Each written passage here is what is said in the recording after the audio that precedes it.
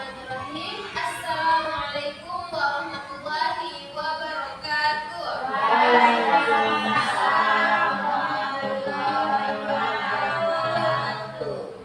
Alhamdulillahirabbil alamin. Assalatu wassalamu ala asyrofil anbiya'i wal mursalin wa ala alihi Muhammadin wa sahbihi ajma'in. Yang terhormat kepada Ibu Ernita Simanung Khalid atau yang mewakili, yang terhormat para rekan guru SDN 21 Pontianak Barat dan beserta staf-staf SDN 21 Pontianak Barat.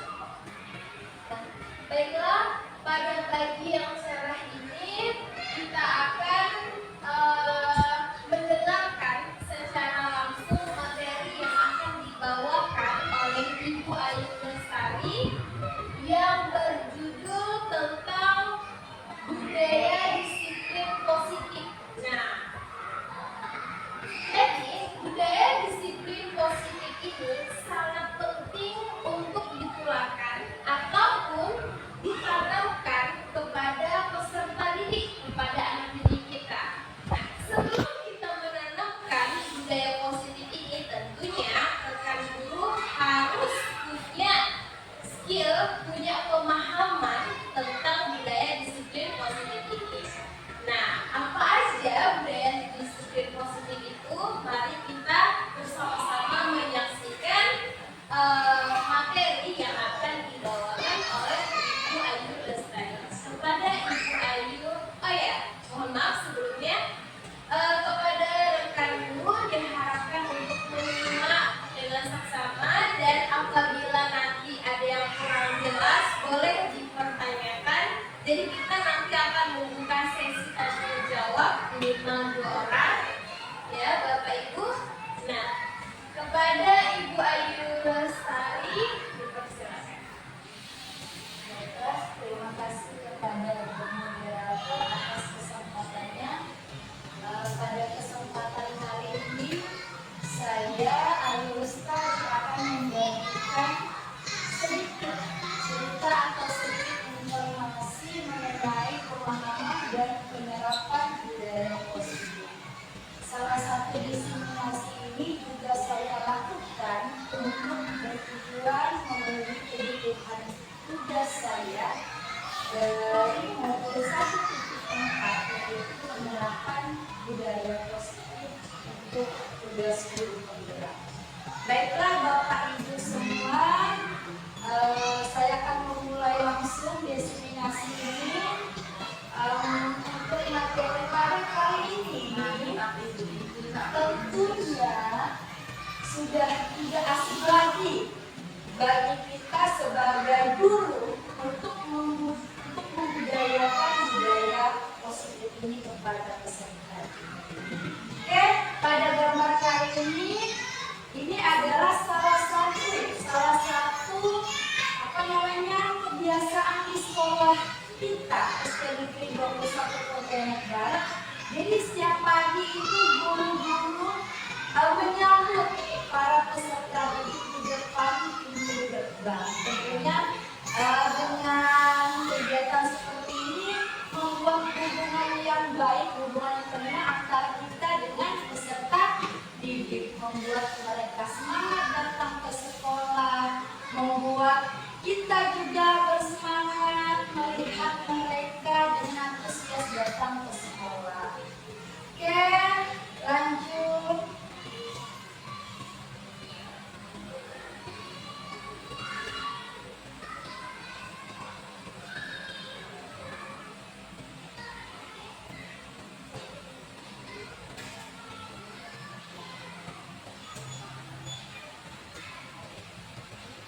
Untuk konsep inti dari budaya positif ini ada 8 poin ya Bapak Ibu. Yang pertama itu adalah perubahan paradigma belajar. Disiplin positif itu sendiri nilai-nilai kebajikan universal, kebutuhan dasar manusia, motivasi perilaku manusia, posisi kontrol guru, dan kedua kasusnya adalah keyakinan keras dari segi restitusi.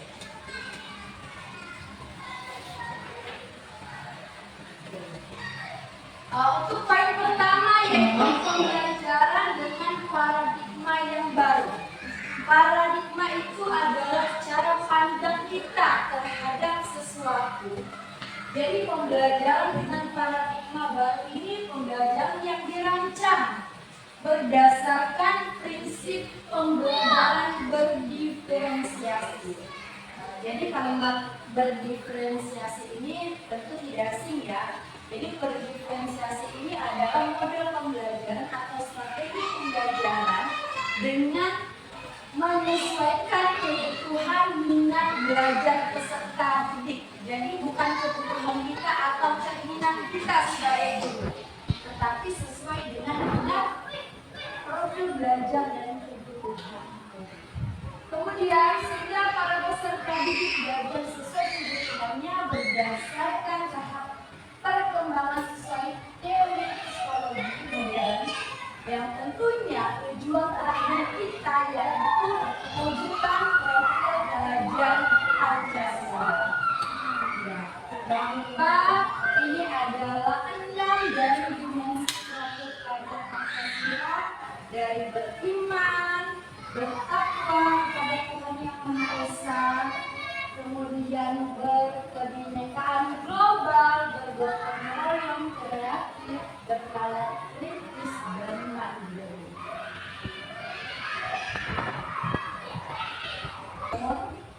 Kenyataannya untuk pada saat kita melakukan di lapangan, tentu terjadi miskonsepsi tentang teori kontrol. Jadi kita berpikir bahwa ilusi guru itu mengontrol murid, padahal seharusnya tidak seperti itu. Kita bukan mengontrol murid. Dalam arti kita itu meminta murid itu sesuai dengan apa yang kita inginkan. Sebenarnya dialah yang menginginkan diri dia seperti apa, dengan cara yang sesuai, dengan cara yang mendidik. Kemudian isi semua penguatan positif, efektif, dan bermanfaat. Kita menganggap bahwa penguatan dari kita atau apa yang kita sampaikan itu harus berefektif dan harus bermanfaat bagi mereka. Sebenarnya belum tentu seperti itu.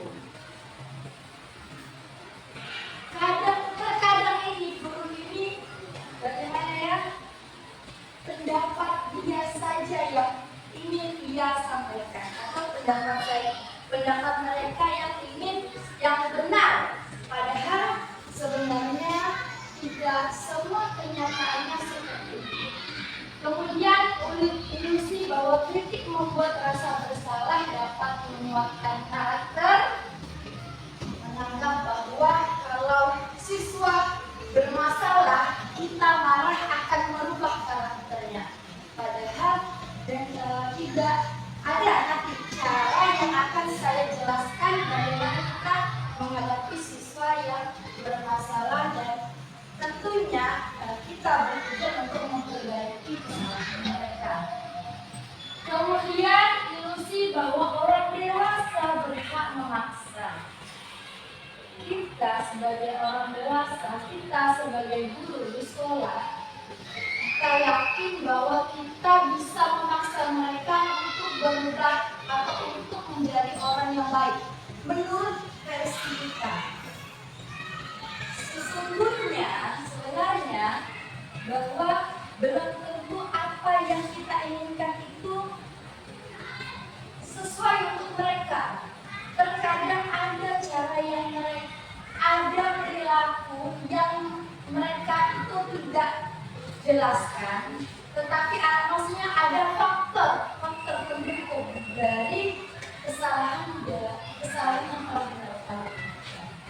Dan kadang guru itu tak sadar, taunya marah, taunya maksudnya gimana ya, mengejudge anak itu bahwa anak itu nakal,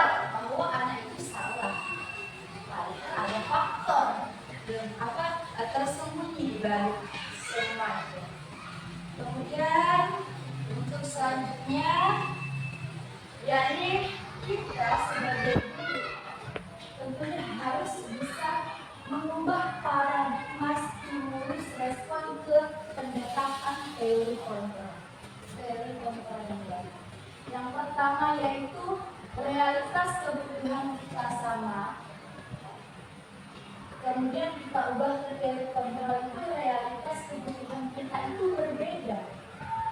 Beda cara pandang kita guru dengan pandangan kita dengan pandangan seorang murid.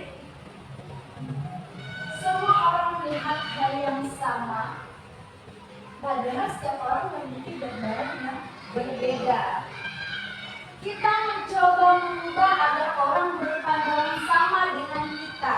Seharusnya kita berusaha memahami pandangan orang lain tentang dunia. Perilaku buruk dilihat sebagai suatu kesalahan, padahal kita seharusnya tahu apa tujuan mereka itu berperilaku seperti itu. Kemudian orang lain bisa mengontrol saya. Hanya Anda yang bisa mengontrol diri Anda. Saya bisa mengontrol orang lain, Anda tidak bisa mengontrol orang lain. Ingatlah kalimat ini. Kita tidak bisa mengontrol orang lain. Tentunya kita harus mempunyai persepsi, atau kita juga harus bisa merasakan apa yang mereka perbuat, faktor pendekatan apa yang telah yang memfaktorkan seperti tindakan dia itu seperti itu. Kemudian pemaksaan ada pada saat rujukan dan gagal, bahwa kolaborasi dan konsensus menciptakan pilihan-pilihan. Kemudian model berpikir menang atau kalah. Selalu pikiran kita itu kalau tidak menang ya pasti kalah. Padahal seharusnya kita harus berpikir bahwa bagaimana kita menciptakan kemenangan di antara keduanya.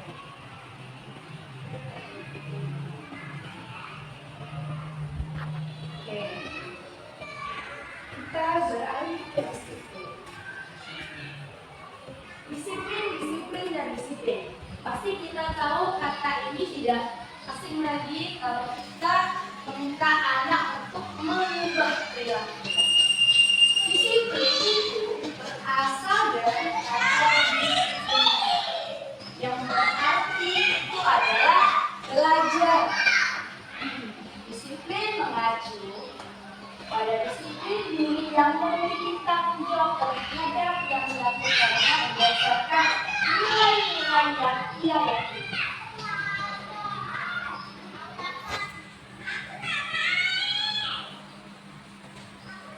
Jadi disiplin positif ini salah satu penerapan yang bertujuan untuk kita dapat menerapkannya kepada siswa.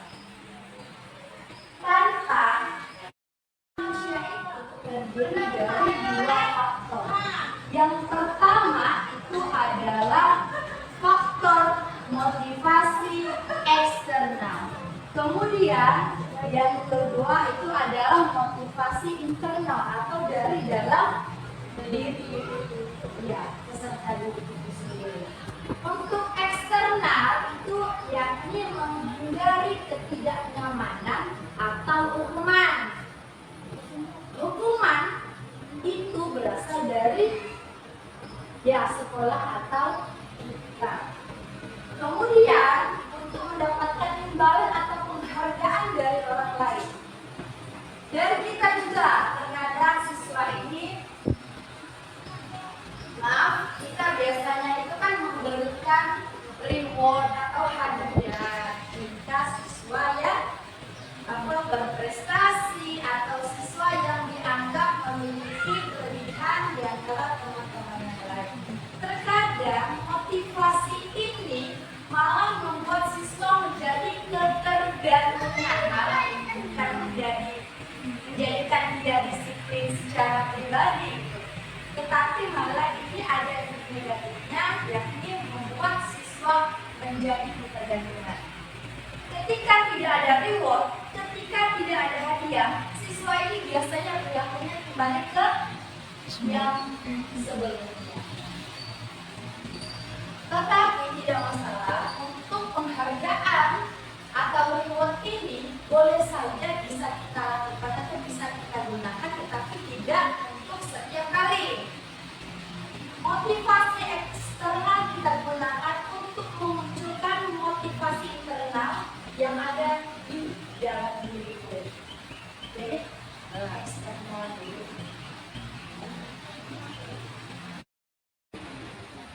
Jadi motivasi eksternal tadi yang sudah kita lakukan itu diharapkan memunculkan motivasi internal untuk menjadi orang yang mereka inginkan sesuai dengan nilai-nilai yang sudah mereka miliki. Ya,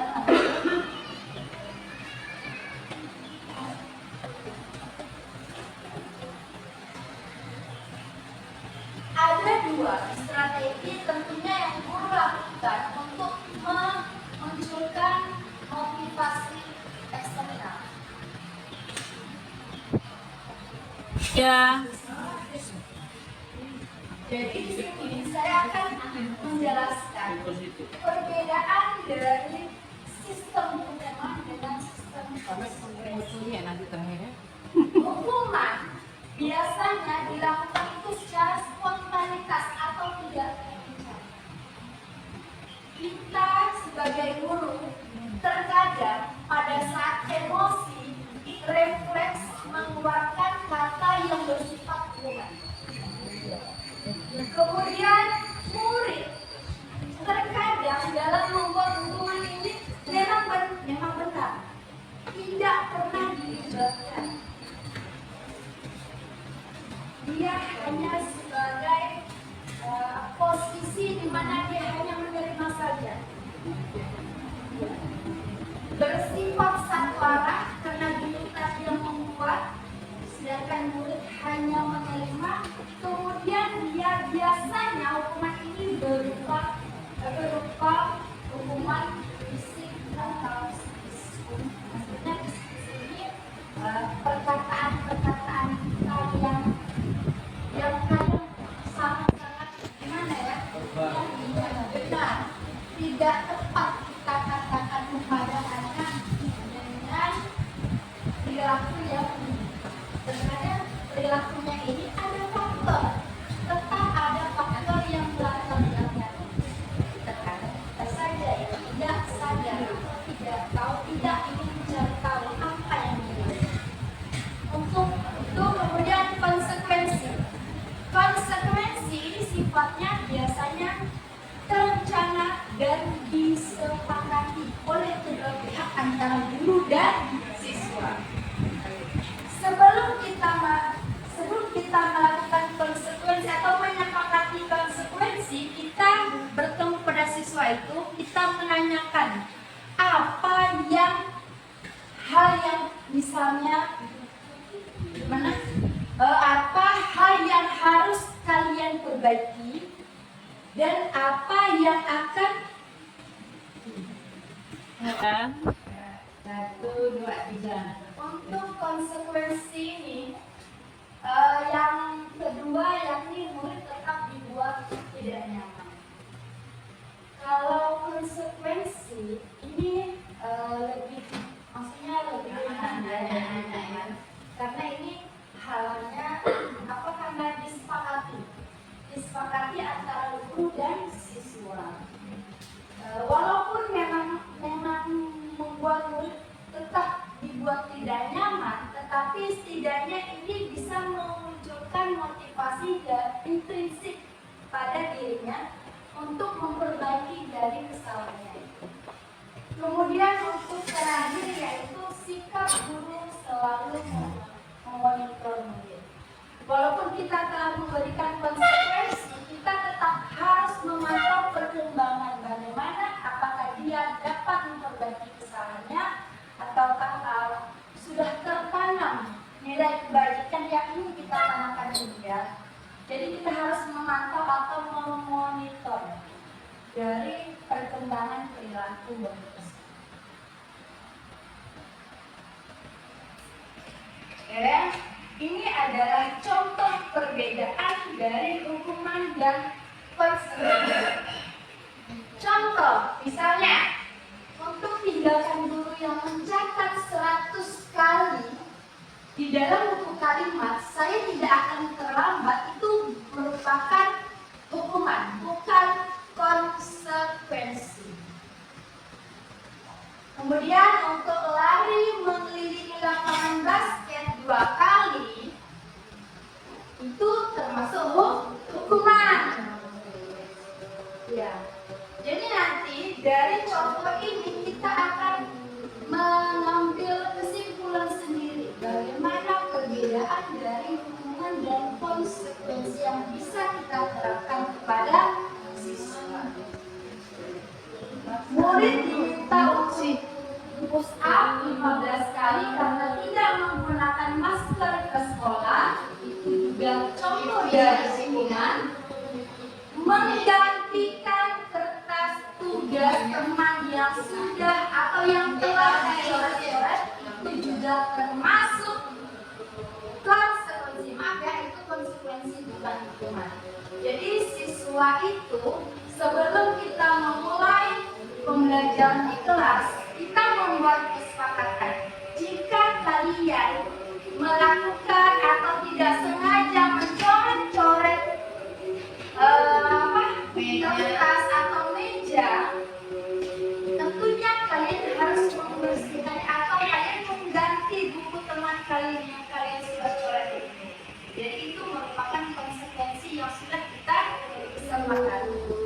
Membersihkan tumpahan air di meja tulis karena tersenggol itu merupakan konsekuensi. Murid disuruh tidak mengenakan sepatu seharian di sekolah. Jika ia menggunakan sepatu berwarna itu juga termasuk hukuman. Dan lari mengelilingi lapangan. Ini adalah 5 posisi kontrol seorang guru dalam mendisiplinkan siswa.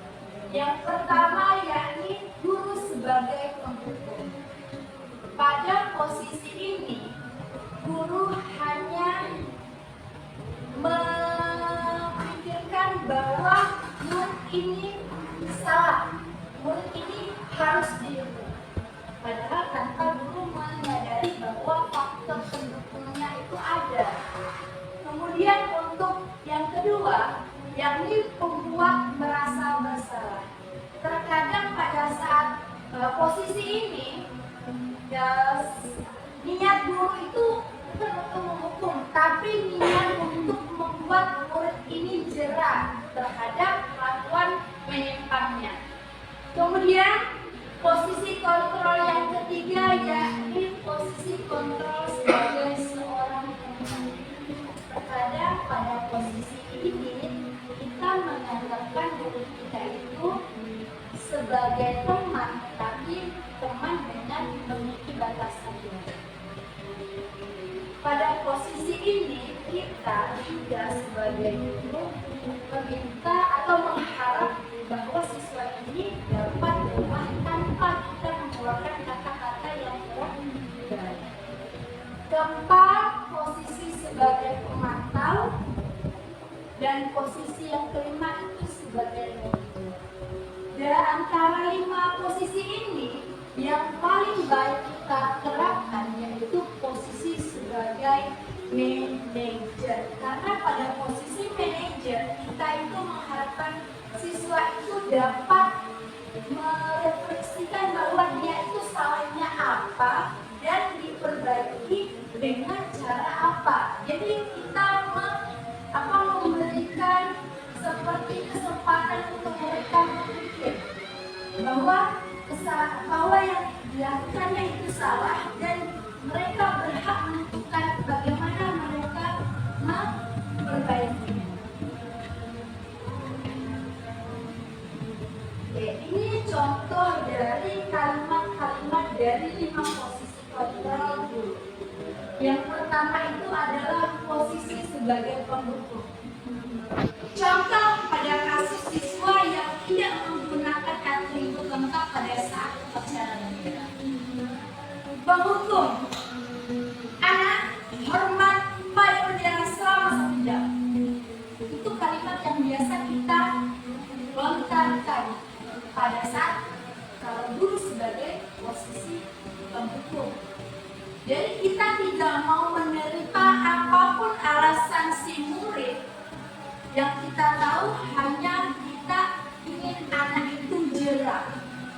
Sedangkan posisi pembuat merasa bersalah, kalimat yang biasa yang bisa kita lontarkan, jadi kamu ini sering sekali mengecewakan diri. Tanpa sadar, kalimat ini membuat anak merasa bahwa dia itu sangat-sangat bersalah atau melakukan kesalahan yang sangat besar. Dari dua posisi ini tentunya tidak akan membuat murid itu jerah. Malah bisa saja dengan kalimat yang seperti ini membuat murid itu makin memberontak. Kemudian untuk ke posisi ketiga yaitu teman. Ayo ikut aturan, sekali ini saja bantu ini. Lain kali jangan berbuat seperti ini lagi ya. Ini kalimat yang kadang biasa kita lakukan atau biasa kita lakukan pada siswa karena kita menganggap bahwa siswa ini bisa memperbaiki kesalahan. Kemudian untuk posisi pemantau, kamu sudah melanggar aturan. Tahu kan konsekuensinya? Setelah ini berilah atribut koperasi dan jangan kurang-kurang. Itu biasanya sebagai pemantau. Dan terakhir, yakni sebagai manajer. Kalau sebagai manajer ini lebih terkesan lebih berpergiankan posisi yang lain. Apakah kamu tahu kesalahan kamu? Apa yang kamu lakukan untuk memperbaiki? Biasanya pada wilayah ini siswa akan merasa bahwa ini masih memberikan kesempatan dia untuk memperbaiki kesalahan. Kemudian untuk selanjutnya kita beralih ke konsep keyakinan kelas. Ada yang tahu Bapak Ibu mengapa tidak disebut dengan peraturan kelas tetapi keyakinan kelas? Silakan, mungkin ada Bapak Ibu yang ingin memberikan pendapatnya. Silakan Bu Ariyanti. Terima kasih Bu atas kesempatannya.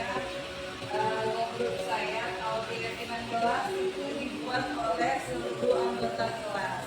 Tapi kalau peraturan kelas itu dibuat hanya oleh guru. Benar sekali, terima kasih pendapatnya Bu Ariyanti. Silakan kita beri aplaus kepada.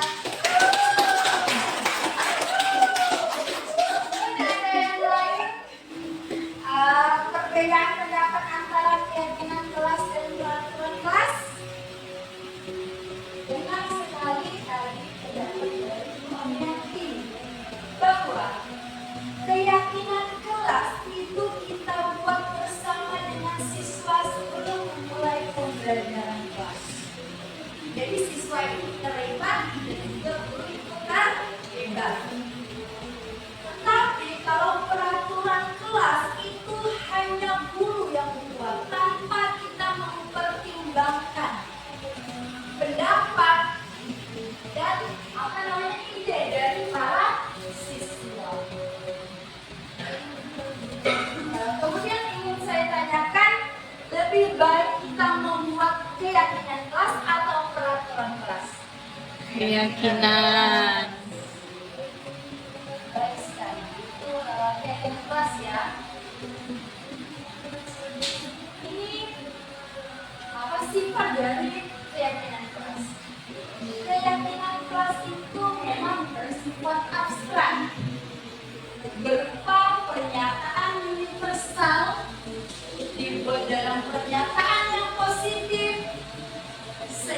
saja agar mudah diingat dan dipahami siswa, kita sesuaikan dengan kondisi kelas kita atau kondisi sekolah kita agar mudah diterapkan, dan kemudian semua warga sekolah atau warga kelas tentu harus dilibatkan dalam pembentukan keyakinan tersebut.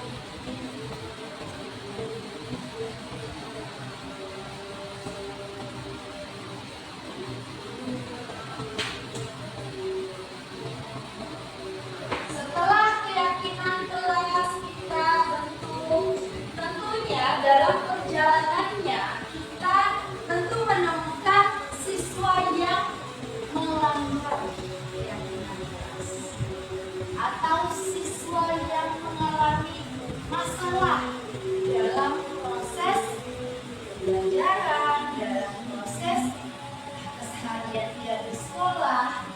Ada satu langkah yang bisa kita lakukan atau kita terapkan untuk memperbaiki perilaku atau karakter siswa tersebut. Tentunya porsi sebagai guru, yakni segitiga restitusi. Segitiga Terima kasih, nama saya Siti. Kebetulan dokter ini saya baru berkesempatan di kurikulum TK ya. Jadi memang seperti keyakinan kelas itu juga belum saya terangkan, tapi ibaratnya gini ya, supaya kelas kelas 3. Nah itu bagaimana cara kita membuat keyakinan kelas untuk anak-anak kelas 3. Apakah kalimatnya itu harus sederhana dan berapa keyakinan kelas 3-nya dibuat. Dalam hal ini posisinya apakah ada yang berkaitan dengan siswa sekian, seperti bantuan sekian, atau yang seperti apa gitu. Dan kemudian kalau boleh nanya satu lagi, kebetulan saya punya murid tuh istimewa itu nilai ya kalau ini sangat ngomongnya tuh pinter alias pinter cari alasan. Nah biasanya kita memang anaknya akalnya memang ya itu potensinya memang luar biasa sih ya. Kita belum kadang-kadang dia membantu sesuatu tetapi apa ya kayak itu gampang mencari alasan dan gampang mengkritik sesuatu gitu kan. Nah itu gimana cara biar kita tuh bisa membuat anak itu kayak tadi tuh ya, jadi memanajerial anak.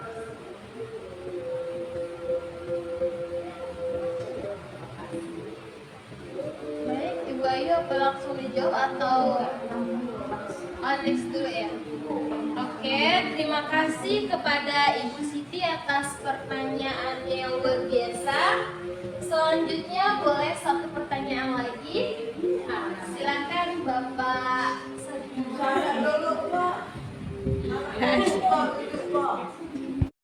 Assalamualaikum warahmatullahi wabarakatuh. Waalaikumsalam warahmatullahi wabarakatuh. Terus sedikit nangkep lama.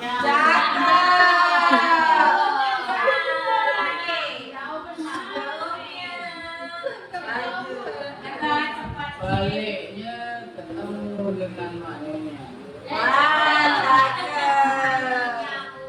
Kenakan suka sedikit dari kelas 5. Izin bertanya kepada Bu Ayu.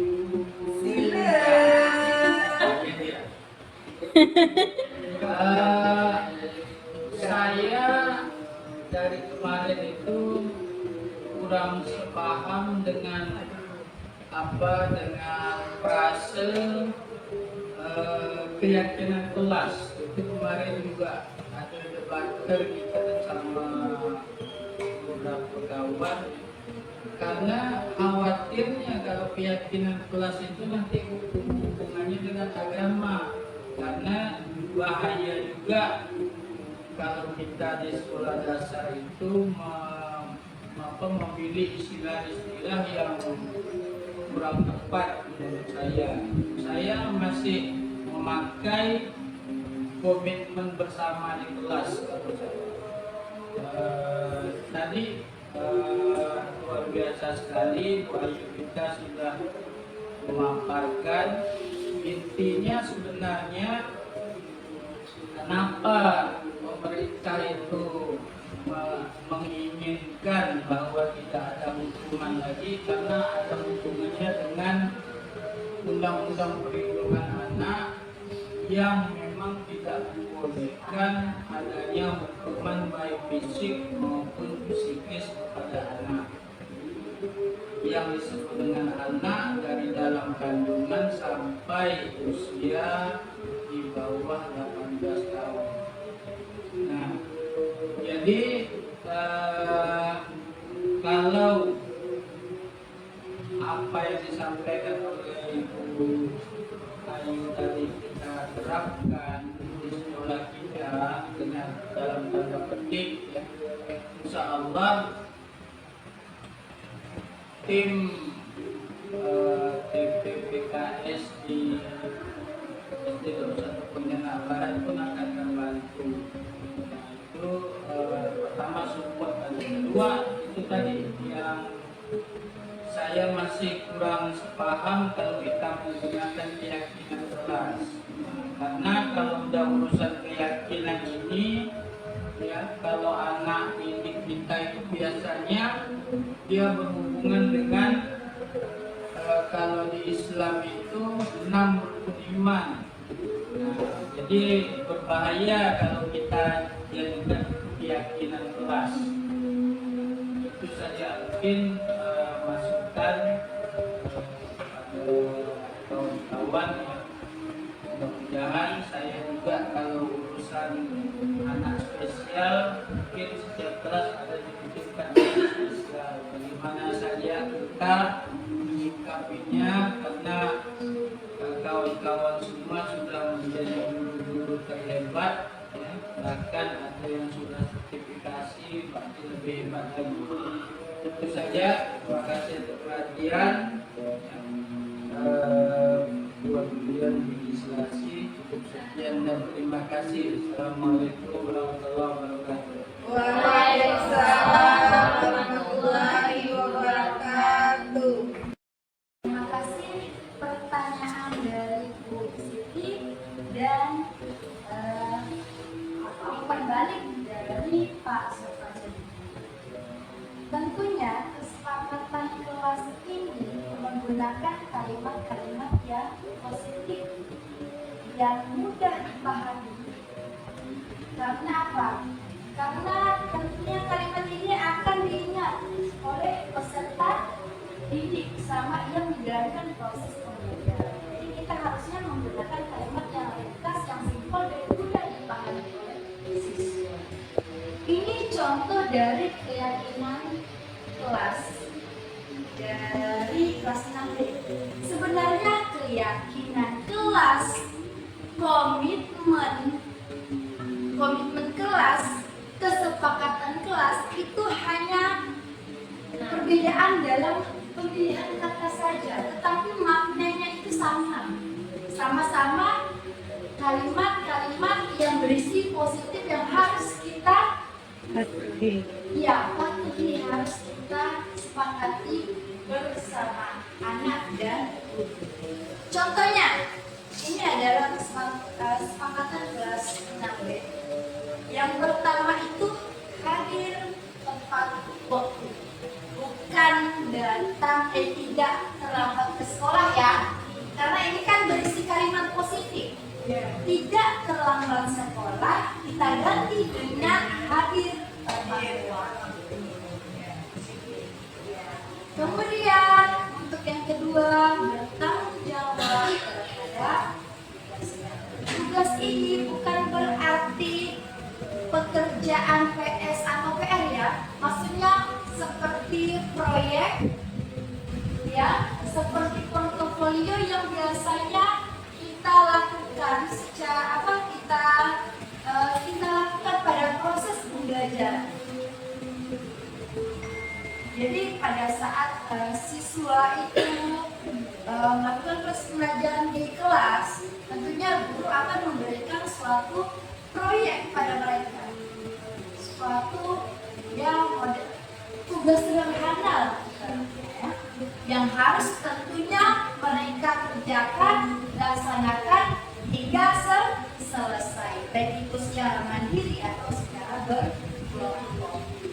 Tentunya yang kedua itu saling peduli dan menghargai.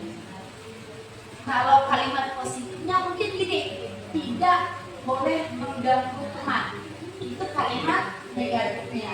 Tetapi karena kita menggunakan kalimat positif, kita ganti saling peduli dan menghargai. Pada proses pelajaran, pada saat dia beristirahat, pada saat dia bergaul dengan teman-temannya. Kemudian belajar dengan sungguh-sungguh. Tentunya belajar dengan sungguh-sungguh ini memunculkan rasa disiplin dia terhadap pada saat guru menjelaskan. Jadi siswa itu antusias, materi juga dapat terselesaikan, dapat tersampaikan dengan baik. Kemudian terakhir saling bekerja sama dan dalam menjaga kebersihan dan ketenangan kelas. Mungkin kalau kalimat negatifnya itu jangan merusak aktivitas kelas atau apa gitu kan. Tapi kita ganti kalimat positifnya, saling bekerja sama dalam menjaga kebersihan dan ketenangan kelas. Biasanya nih, tidak boleh ribut di kelas. Wah, itu kadang-kadang tuh ada tuh kalimat yang seperti itu. Tetapi kita ganti dengan kalimat yang positif. Ini contoh ya Bu Siti, contoh kesepakatan di kelas yang sudah kami terapkan di kelas. Kemudian untuk menangani yang siswa Bu Siti yang tadi berkebutuhan khusus, jadi dia memiliki apa? Maksudnya nggak berkebutuhan khusus. Oh ya, tapi anaknya tuh aktif dalam arti ada comel gitu kan, jangan mengomentari guru gitu anaknya tuh kan, jadi pandai juga bikin alasan. Nah itu kan dari rumah kan mungkin terbiasa ya, mungkin dari rumah biasa dan dia pandai ya ngeles gitu kan, mungkin di rumah dia berhasil, tapi di sekolahan kan ibaratnya kita kembali lagi apakah benar nggak sih kecepatan anak itu dalam nilai gitu kan. sesuai dengan penerapan dari teori kontrol guru. Jadi menurut saya pada saat misalnya saya menjadi musik, saya menerapkan teori posisi kontrol sebagai manajer. Kita panggil siswa itu secara interpersonal berdua. Kita tanyakan kepada siswa tersebut apa hal yang melatar belakang dia bersikap seperti itu.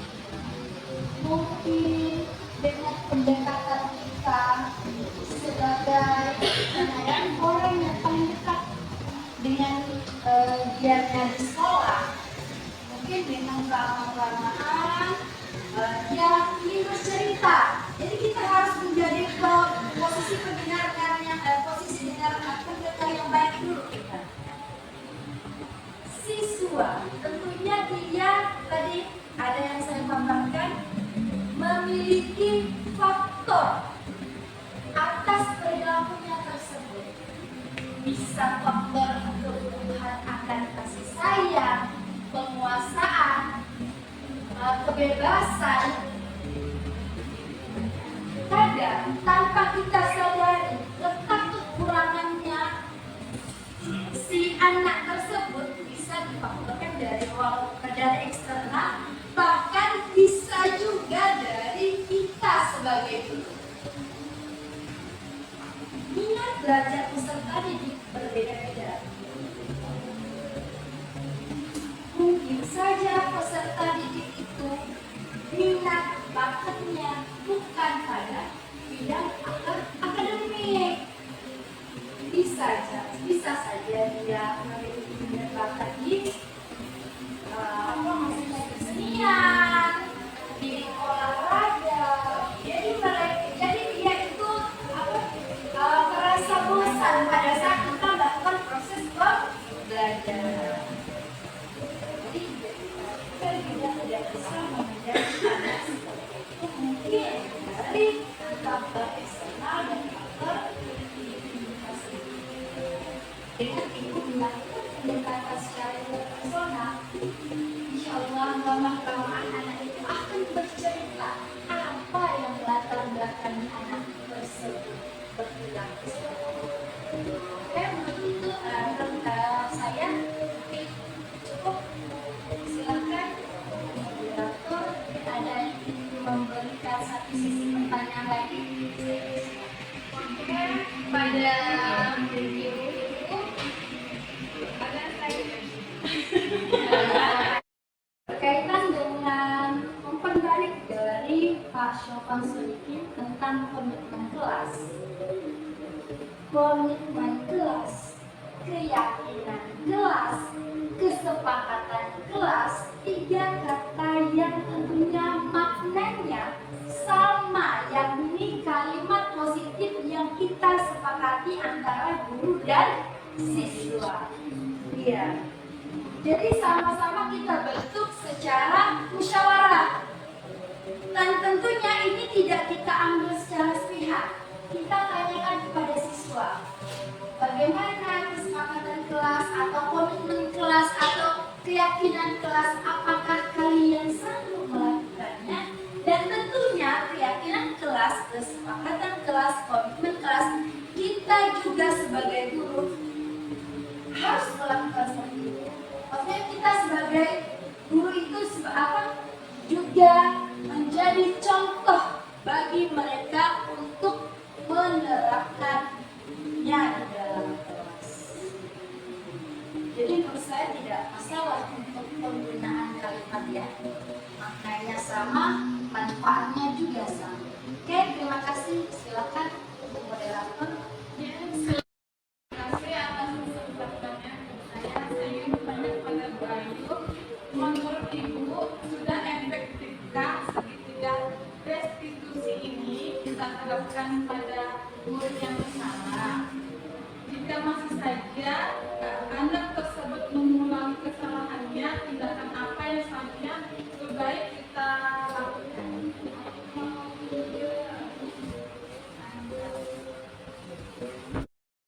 Baik, assalamualaikum warahmatullahi wabarakatuh. Waalaikumsalam warahmatullahi wabarakatuh. Nama saya Umi, saya ngajar di kelas 2. Kalau tadi saya dengar penjelasan dari Bu Ayu bahwa memberi reward kepada anak itu berdampak negatif ya kepada anak ya. Nggak tahu itu berbentuk barang ke apa yang kita kasih atau benda. Tapi gimana cara kita ketika anak tuh kayak udah semangat belajarnya, kayak bisa menjawab pertanyaan dari guru, apakah rewardnya nggak bisa dari tangan kah atau kayak memuji anak itu, apakah sama dengan dampaknya berdampak negatif juga? Terima kasih. Assalamualaikum warahmatullahi wabarakatuh. Kepada moderator sekaligus dua orang penanya yang hormat dari Bu Asih tentang siswa yang sudah kita lakukan segitiga restitusi tetapi masih saja melakukan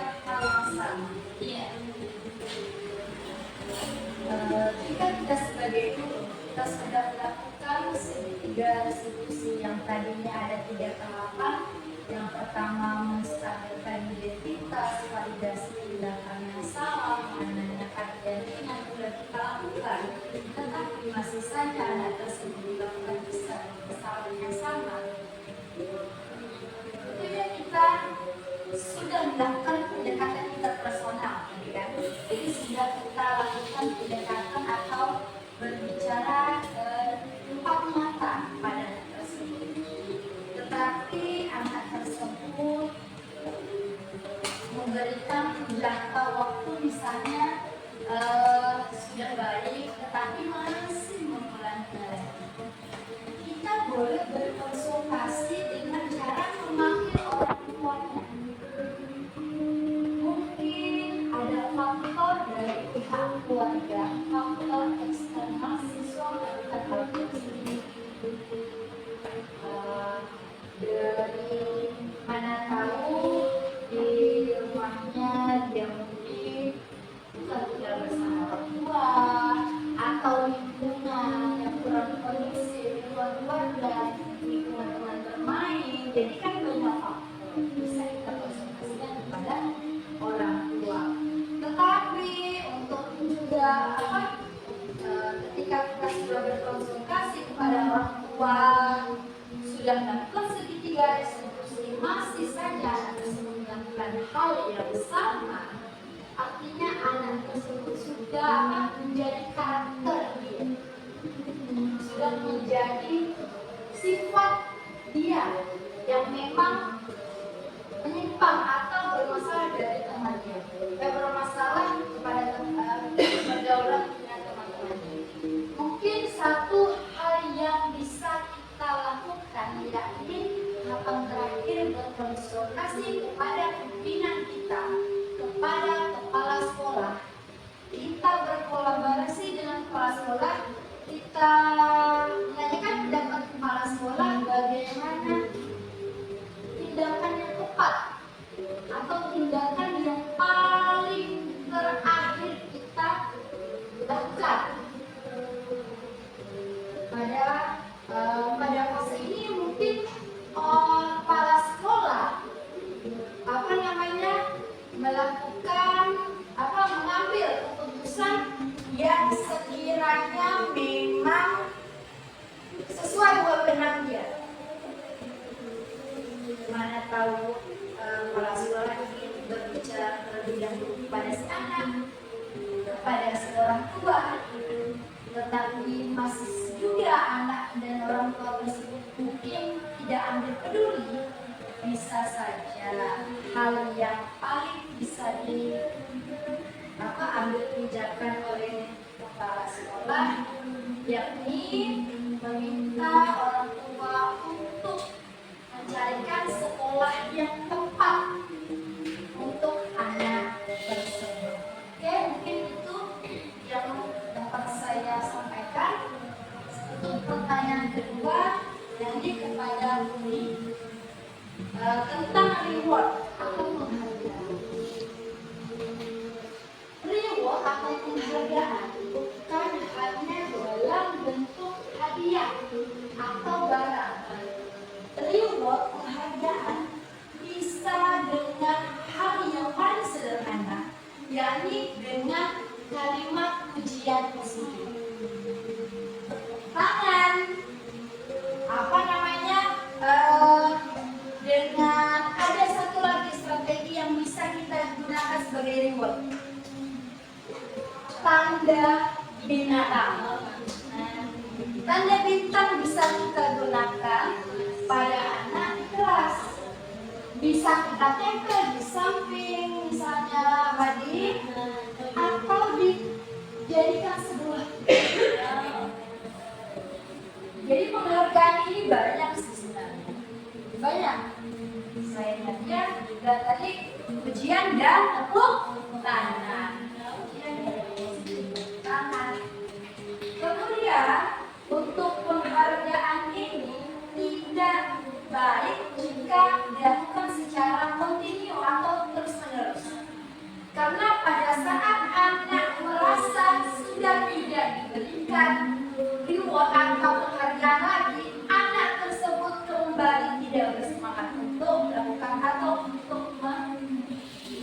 jadi yang terbaik. Jadi kita harus menanamkan motivasi internal juga, biar sedikit demi sedikit agar nilai pendidikan yang kita ingin tanamkan pada siswa dapat tertanam secara sendirinya. Oke, itu menurut saya ini saja. Terima kasih ya. Oke, baik. Terima kasih kepada pemateri atas penjelasannya. Bagaimana Ibu Asy, Ibu Umi, dan semua penanya tadi? Sudah puas? Sudah puas? Nah, karena waktu juga sudah semakin siang, maka saya akan menutup materi hari ini. Sebelum menutup materi, pastinya saya akan membuat kesimpulan. Nah, kesimpulan dari budaya disiplin positif ini ada beberapa yang memang harus diterapkan dan dipantau oleh guru. Yang pertama, untuk menerapkan budaya positif ini sebagai guru, kita yang harus menerapkan terlebih dahulu apa saja poin-poin budaya positif. Di antaranya adalah mengacu kepada profil pelajar Pancasila. Nah, jika nanti suatu saat ketika kita sudah menerapkan di dalam kelas dan ternyata ada peserta didik, dan pastinya ya ada peserta didik yang masih memberontak, maka yang harus kita lakukan adalah mendiagnosis, mengevaluasi. Di antara teori yang bisa kita terapkan dalam mendiagnosis ini adalah teori segitiga restitusi tadi. Yang pertama adalah menstabilkan identitas, yang kedua adalah validasi, dan yang ketiga adalah menanyakan keyakinan kepada peserta didik. Nah, jadi sangat penting untuk kita membuat keyakinan, bukan peraturan.